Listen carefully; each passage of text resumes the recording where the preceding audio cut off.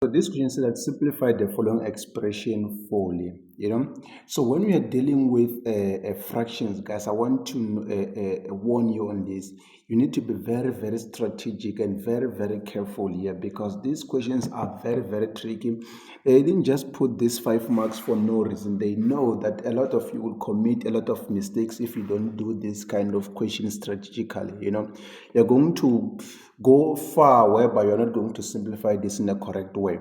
So how can you simplify this one? And another thing I want to notify, you need to know how to factorize a difference of squares, a trinomial factorize by taking out a common factor, all those. You need to know how to factorize actually. If you don't know that, please go and check out our videos on this playlist. You can go and check them out.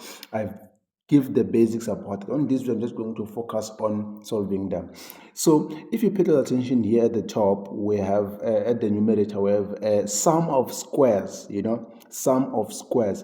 How do we deal with the sum of squares? We're not going to open two brackets, a smaller one and a bigger one, So what we're going to do, I'm just going to square this x cubed, this x cube, we're going to cube root it, so this is going to give us x, and we also have to cube root 1, which is going to give us 1. So here we're going to have x, and here we're going to have 1, so the number that must be here and the number that must be here, it must be the square of this number. So the square of this square is going to be here, and the number of this one is going to be, the number of the last one is going to be the square of 1, which is going to give us 1 there, perfect. So how are we going to move on forward? So the middle number, there's going to be the multiplication of these two numbers.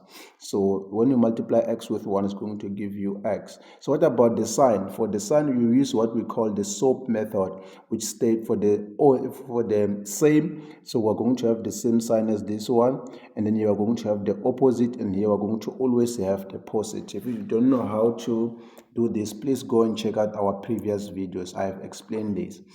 So going forward with this one, which is x squared minus x plus 1, if we pay close attention to this trinomial that is there, there's no way that you can be able to factorize that right now, because we can factorize. So you can leave it that way for now. We can leave it as x minus x plus 1, and then we can try to factorize this one, this trinomial that is there. So this is 4x squared minus 3x minus 1. So how do we factorize this? We know we have to drop this the way it is. We're going to have 4x squared minus 1, and then we're going to multiply these two, which is 4 multiplied by 1 is going to be negative 4. So, and then we're going to look for the factors of 4, that when we multiply them, when we subtract them together or add them together, it's going to give us this negative 3. So those factors are going to be 4, negative 4 plus 1. When we add them, it's going to give us negative 3. When we multiply them, it gives us what? That negative 4. So we're going to have negative 4x plus x, and then we're going to factorize by grouping. So this is what I was talking about when I say that you need to know all how to factorize, because it's going to help you a lot in this video. So now we're going to take out the common factor between these two. So we're going to take a common factor of 4x on this one, and x minus 1, which is plus 1. The common factor of this one is 1, x minus 1, so now we can be able to take this one as our common factor. So our answer here is going to be x minus 1 and 4x minus 1, so instead of these things here, we can be able to write this when we simplify it in that way, 1, so that's what we have how we simplify that one.